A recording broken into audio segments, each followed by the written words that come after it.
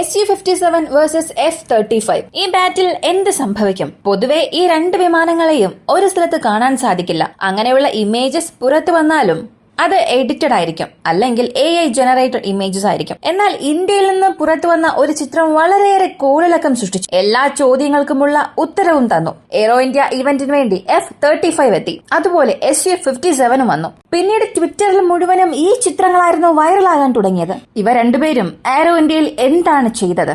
ഇതിനെക്കുറിച്ചൊക്കെ നമ്മൾ സംസാരിച്ചു കൊണ്ടിരിക്കുമ്പോൾ അമേരിക്കയുടെ MQ-9 റീപ്പർ ഡ്രോണിനെ ഫ്ലേസ് ഉപയോഗിച്ച് റഷ്യയുടെ ഒരു SU-34 അറ്റാക്ക് ചെയ്തിട്ടുണ്ട്. ഇങ്ങനെയുള്ള ചില ചിത്രങ്ങളും വൈറലാകുന്നുണ്ട്. ഈ രണ്ട് സംഭവങ്ങളും ഈ വീഡിയോയിലൂടെ വിശദമായി അറിയാം.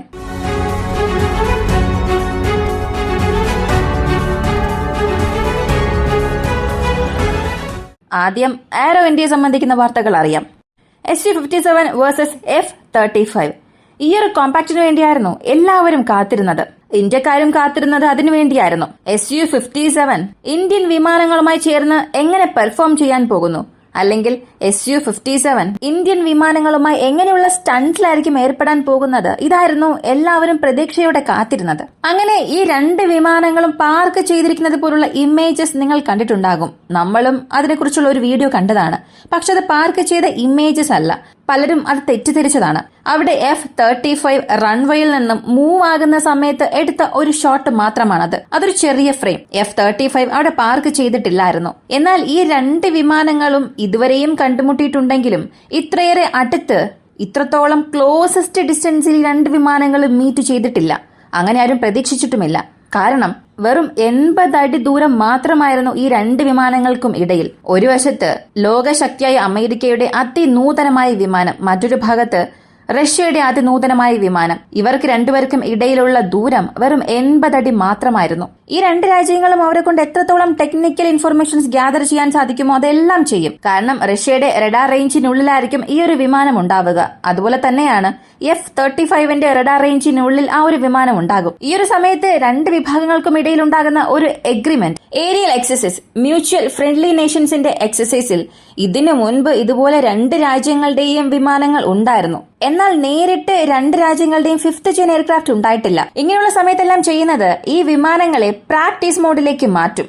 അങ്ങനെ പ്രാക്ടീസ് മോഡിലേക്ക് മാറ്റുമ്പോൾ അതിന്റെ മുഴുവൻ സ്റ്റെൽത്ത് ഫീച്ചേഴ്സിലായിരിക്കില്ല ഈ വിമാനം. അതായത് ഇപ്പൊ F-35 ഒരു മിഷന് വേണ്ടി പോകുമ്പോൾ എത്രത്തോളം സ്റ്റെൽത്ത് ഫീച്ചർ അത് ഹോൾഡ് ചെയ്യുമോ അതുപോലൊരവസ്ഥയിലായിരിക്കില്ല ഇവിടെ. അതുപോലെ റഷ്യയുടെ SU-57 ഒരു വാർ മോഡ്, ഒരു അറ്റാക്ക് മോഡിൽ പോകുമ്പോൾ എങ്ങനെയുള്ള സ്റ്റെൽത്ത് ഫീച്ചർ ചൂസ് ചെയ്യുമോ അതുപോലൊരു സാഹചര്യത്തിലായിരിക്കില്ല ഇവിടെ. അപ്പോൾ ഈ രണ്ട് വിഭാഗവും മാറി മാറി ഈ ലിമിറ്റേഷൻസിന് ഉള്ളിൽ നിന്നുകൊണ്ട് പെർഫോം ചെയ്യും. വിഷ്വലി ആയാലും ഇലക്ട്രോണിക് വൈസ് ആയാലും എന്തൊക്കെ ഇൻഫർമേഷൻസ് ഗ്യാദർ ചെയ്യാൻ സാധിക്കുമോ അതെല്ലാം ഗ്യാദർ ചെയ്യാൻ തയ്യാറായിരിക്കും. അതുപോലെ ഇന്ത്യയെ കോംപ്രമൈസ് ചെയ്യാനും അവർ ഒരുപാട് ശ്രമിക്കും. ഇതാണ് നിങ്ങൾക്ക് ബെസ്റ്റ്, നിങ്ങളെ ഭാവിയിലേക്ക് കൊണ്ടുപോകാൻ പോകുന്നത് ഈ വിമാനമാണ് എന്നൊക്കെ പറഞ്ഞ് കോംപ്രമൈസ് ചെയ്യാൻ ശ്രമിക്കും. ഈ SU-57 വേഴ്സസ് F-35 എന്ന ബാറ്റിൽ വരുമ്പോൾ SU-57 നമ്മൾ എന്തിനു വേണ്ടി വാങ്ങണം, F-35 നമ്മൾ എന്തിനു വേണ്ടി വാങ്ങണം എന്നൊക്കെ പലരും പറഞ്ഞിട്ടുണ്ട്. ഈ രണ്ട് വിമാനങ്ങൾക്കും പക്ഷേ മിഷൻ റോൾ എന്നത് വ്യത്യസ്തമാണ്. ഞാൻ വീണ്ടും പറയുന്നു, നമ്മൾ ഇങ്ങനെയൊക്കെ പറയുന്നു എന്നതുകൊണ്ട് ഗവൺമെന്റ് ആ വിമാനം വാങ്ങണം എന്നില്ല. നമ്മൾ വെറുതെ ഒരു ഡിസ്കഷൻസ് മാത്രമേ നടത്തുന്നുള്ളൂ. F-35 എന്നത് പ്യുവർ ആൻഡ് പ്യുവർ ഓഫൻസീവ് ഓപ്പറേഷന് വേണ്ടി നിർമ്മിച്ച ഒരു വിമാനമാണ്. SU-57 എന്നത് 90% അതിന്റെ ഓപ്പറേഷൻ എന്നത് ഡിഫൻസീവ് പർപ്പസിലാണ് വർക്കാവുക. SU-57 നിർമ്മിച്ചത് തന്നെ റഷ്യയുടെ റഡാർസിന്റെയും റഷ്യയുടെ എയർ ആൻഡ് മിസൈൽ ഡിഫൻസ് സിസ്റ്റവുമായി ചേർന്ന് പ്രവർത്തിക്കാൻ, അങ്ങനെയുള്ള സുരക്ഷാ പ്രവർത്തനങ്ങളിൽ ഏർപ്പെടാനും മൾട്ടി റോൾ മിഷൻസിന് വേണ്ടിയും ഒരു ഫോർവേഡ് അറ്റാക്ക് വിമാനമായി മാറി ശത്രുക്കളുടെ എയർ ഡിഫൻസ് സിസ്റ്റത്തെ സപ്രസ് ചെയ്യാനും വേണ്ടി നിർമ്മിച്ച ഒരു സ്റ്റെൽത്ത് ഫൈറ്റർ ജെറ്റാണ്. അപ്പോ ഈ രണ്ട് വിമാനങ്ങളുടെയും മിഷൻ റോൾ എന്നത് വ്യത്യസ്തമാണ്. അപ്പോ നമ്മുടെ ഇന്ത്യയുടെ സ്റ്റാൻഡ് എടുക്കുകയാണെങ്കിൽ ക്വാണ്ടിറ്റി ഓവർ ക്വാളിറ്റി ആണ്. അതുപോലെ നമ്മൾ ഇപ്പോഴുള്ള സാഹചര്യത്തിൽ SU-57 ആണ് ബെസ്റ്റ് ഓപ്ഷൻ. കൂടെ SU-34 കുറിച്ചുള്ള ഒരു വാർത്തയും പുറത്തു വന്നു. ഈ വീഡിയോയും ചിത്രങ്ങളും നിങ്ങൾ നോക്കുക. ഇത് എപ്പോൾ സംഭവിച്ചു, എവിടെ സംഭവിച്ചു അതൊന്നും കൃത്യമായി അറിയില്ല. ഇതിന്റെ ജിയോ വെരിഫിക്കേഷൻ, കൂടാതെ MQ-9 റീപ്പർ ഡ്രോണിന്റെ മോഡൽ, ഇതെല്ലാം വെച്ച് നോക്കുമ്പോൾ ഇത് സിറിയയ്ക്ക് മുകളിൽ പറന്നിരിക്കാനുള്ള സാധ്യതയുണ്ട്. സിറിയയിൽ റഷ്യയുടെയും അമേരിക്കയുടെയും SU-34 versus MQ-9 Reaper drone, ഈ ഒരു ഇൻസിഡന്റ് 5-ലധികം തവണ നടന്നിട്ടുണ്ട്. 2023 ഒരു തവണ എമർജൻസി ലാൻഡിംഗ് പോലും MQ-9 ചെയ്തിട്ടുണ്ട്. അപ്പോ ഇത് തീർച്ചയായും സിറിയയിൽ തന്നെ സംഭവിച്ചിട്ടുണ്ടാകും എന്നാണ് പറയുന്നത്. ഇവിടെ അമേരിക്കയുടെ MQ-9 റീപ്പർ ഡ്രോൺ അത് അതിന്റെ റെഗുലർ മിഷൻസിന് വേണ്ടി പറന്നുകൊണ്ടിരിക്കുമ്പോൾ പെട്ടെന്ന് അതിന്റെ പുറകിൽ നിന്ന് റഷ്യയുടെ ഒരു Su-34 വരുന്നു. ഇതിനെയെല്ലാം പാരലായി പറന്നുകൊണ്ടിരിക്കുന്ന ഒരു എയർക്രാഫ്റ്റിൽ നിന്നാണ് റെക്കോർഡ് ചെയ്തിരിക്കുന്നത്. ഒരു പക്ഷേ അതും റഷ്യയുടെ ഒരു വിമാനമായിരുന്നിരിക്കണം. അങ്ങനെ MQ-9 റീപ്പറിന് അടുത്ത് വന്ന റഷ്യയുടെ Su-34 ഫ്ലൈസ് റിലീസ് ചെയ്യുന്നു. ഇങ്ങനെ ഫ്ലൈസ് റിലീസ് ചെയ്യുന്നത് ഒരു വയലേഷൻ ആണോ? ഇത് ഇന്റർനാഷണൽ ലോസിന് എഗെയിൻസ്റ്റ് ആണോ എന്ന് നോക്കിയാൽ എഗെയിൻസ്റ്റ് ആണ്. കാരണം MQ-9 റീപ്പർ ഡ്രോൺ എന്നത് റിമോട്ട്ലി പൈലറ്റഡ് അൺമാൻഡ് എയർക്രാഫ്റ്റ് ആണ്. താഴെയുള്ള ഒരു വ്യക്തി കൺട്രോൾ റൂമിൽ ഇരുന്നു കൊണ്ട് അതിന്റെ ഓപ്റ്റിക്കൽ സെൻസേഴ്സ് വഴിയും അതിലുള്ള ഹൈ റെസൊല്യൂഷൻ ക്യാമറ വഴിയുമാണ് അതിനെ കൺട്രോൾ ചെയ്യുന്നത്. അങ്ങനെ കൺട്രോൾ ചെയ്യുമ്പോൾ സംഭവിക്കുന്നത് ഈ ഫ്ലയേഴ്സ് കൂടുതൽ ചൂടും കൂടുതൽ പ്രകാശവും പുറപ്പെടുവിക്കും. ഇത് നേരിട്ട് ചെന്ന് ആ ആളില്ലാ വിമാനത്തിന്റെ മുകൾ ഭാഗത്ത് പതിക്കും. അങ്ങനെ അതിന്റെ മുകൾ ഭാഗം ഡാമേജ് ആകും. എന്നാൽ ഇത് ഒരു വലിയ പ്രശ്നം അല്ല. ഈ വിമാനത്തിന്റെ ഓപ്റ്റിക്കൽ സെൻസേഴ്സിന് മുൻപിൽ അത് പതിക്കുമ്പോൾ ഓപ്റ്റിക്കൽ ക്യാമറയിൽ ഒരു വലിയ ഫ്ലാഷ് ഉണ്ടാകും. അങ്ങനെ താഴെ പൈലറ്റിന്റെ ഡിസ്പ്ലേയിൽ ഒരു ഫ്ലാഷ് ഉണ്ടാകും. ഈ സമയത്ത് പൈലറ്റിന് തന്റെ വിമാനവുമായുള്ള കൺട്രോൾ നഷ്ടപ്പെടാൻ സാധ്യതയുണ്ടായിരിക്കും. കൂടാതെ ഇത് എത്ര തന്നെ റിമോട്ട്ലി കൺട്രോൾഡ് എയർക്രാഫ്റ്റ് ആയിരുന്നാലും ഇത് ഓട്ടോണമസ് മോഡിലും പ്രവർത്തിക്കും. ഇതിൽ AI-യും ചേർത്തിരിക്കുന്നത് കൊണ്ട് കൂടുതൽ ഫ്ലൈസ് തന്റെ ക്ലോസസ്റ്റ് ഡിസ്റ്റൻസിൽ വരുമ്പോൾ അതിന്റെ സെൽഫ് ഡിഫൻസ് മോഡ് ട്രിഗർ ആകും. ഇതിന്റെ സെൽഫ് ഡിഫൻസ് മോഡ് എങ്ങനെ ട്രിഗർ ആകും എന്ന് ചോദിച്ചാൽ, പെട്ടെന്ന് ഫ്ലൈസ് തന്റെ അടുത്തേക്ക് വരുമ്പോൾ അവിടെ ചെറിയൊരു ഷോക്ക് വേവ്സ് ഉണ്ടാകും. കൂടാതെ ഹയസ്റ്റ് ഹീറ്റും പ്രൊഡ്യൂസ് ചെയ്യും. ഇങ്ങനെയൊരു സാഹചര്യത്തിൽ ഈ ഡ്രോണിലുള്ള സെൽഫ് ഡിഫൻസ് മെക്കാനിസം ഓൺ ആവുകയും എവേസീവ് മെനുവേഴ്സ് ഉണ്ടാകും. അതായത് താഴെ പൈലറ്റ് ഗ്രൗണ്ട് സ്റ്റേഷനിൽ നിന്നും ഈ ഡ്രോണിന്റെ കൺട്രോൾസ് കൊടുക്കുന്നതിന് മുൻപ് തന്നെ ഡ്രോൺ സ്വയമേ അതിന്റെ വിങ്സ് അഡ്ജസ്റ്റ് ചെയ്യും. ആൾട്ടിറ്റ്യൂഡ് കൂട്ടും കുറയ്ക്കും, പെട്ടെന്ന് മെനുവർ ചെയ്യും. ഇങ്ങനെ സ്വയം സംരക്ഷിക്കാനുള്ള ശ്രമങ്ങൾ എടുക്കും. ഇങ്ങനൊരു സമയത്തും അത് ക്രാഷ് ആകാനുള്ള സാധ്യതയുണ്ട്. ഇതൊക്കെ നോർമൽ ഫ്ലൈസിലാണ്. പക്ഷേ ഈ നോർമൽ ഫ്ലൈസ് തെർമൽ ഫ്ലൈസ് എന്നതിനും അപ്പുറം പാരഷൂട്ട് അസിസ്റ്റഡ് ഫ്ലൈസും ഉണ്ട്. ഇത് ചെയ്യുന്നത് ഈ ഫ്ലൈസ് അവസാനിച്ചതിനു ശേഷം അത് അതിന്റെ എൻജിൻസിൽ അകപ്പെട്ട് എൻജിൻസിനെ മുഴുവനായും ഡാമേജ് ചെയ്യും. ഇങ്ങനെ ഒരു സംഭവമാണ് 2023 ഇതേ സിറിയയിലും സംഭവിച്ചത്.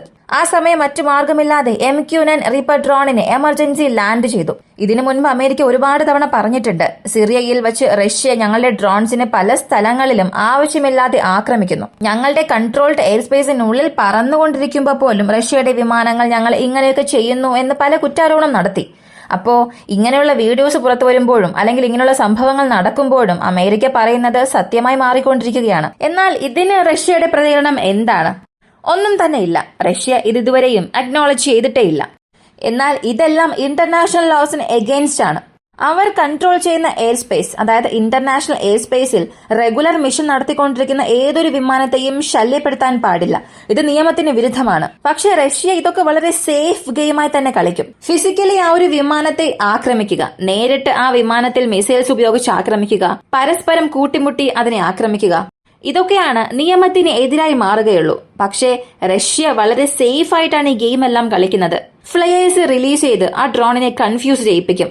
ആ ഡ്രോൺ നന്നായി പറന്നുകൊണ്ടിരിക്കുമ്പോൾ അതിൽ പെട്ടെന്ന് മുഴുവൻ ഫ്യൂവലും ഡംപ് ചെയ്ത് അതിന്റെ പ്രൊപ്പല്ലർ സിസ്റ്റത്തെ ഡാമേജ് ചെയ്യിപ്പിക്കുകയും അതിനെ താഴെ വീഴ്ത്തും. അപ്പോ രണ്ട് വിഭാഗവും അവരെ കൊണ്ട് എത്രത്തോളം സേഫ് ഗെയിം കളിക്കാൻ സാധിക്കുമോ അതെല്ലാം ചെയ്യുന്നുണ്ട്. അടുത്ത ഇസ്രായേൽ സംബന്ധിക്കുന്ന മറ്റൊരു വാർത്ത. ഇസ്രായേലിന്റെ 3 ബന്ധികളെ ഹമാസ് ഒരു ദിവസം മുൻപ് പുറത്തുവിട്ടിരുന്നു.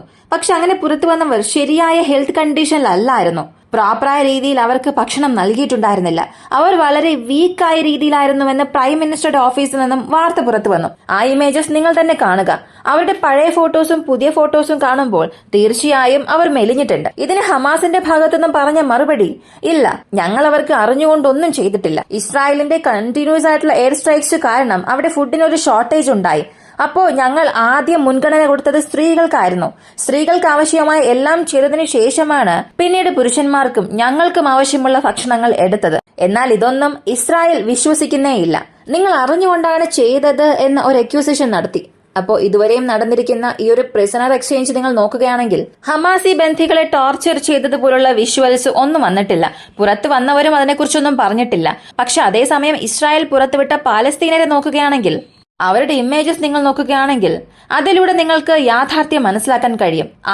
ആരെ ടോർച്ചർ ചെയ്തു എന്നുള്ളത് മനസ്സിലാക്കാൻ സാധിക്കും. ഈ ഒരു വീഡിയോയെ കുറിച്ചുള്ള നിങ്ങളുടെ അഭിപ്രായം കമന്റിൽ പറയുക. ഇങ്ങനെയുള്ള വീഡിയോസ് കാണാൻ താല്പര്യമുള്ളവരാണ് നിങ്ങളെങ്കിൽ ഇപ്പൊ തന്നെ നമ്മുടെ ചാനൽ സബ്സ്ക്രൈബ് ചെയ്യുക. മറ്റൊരു വീഡിയോയുമായി വീണ്ടും കാണാം.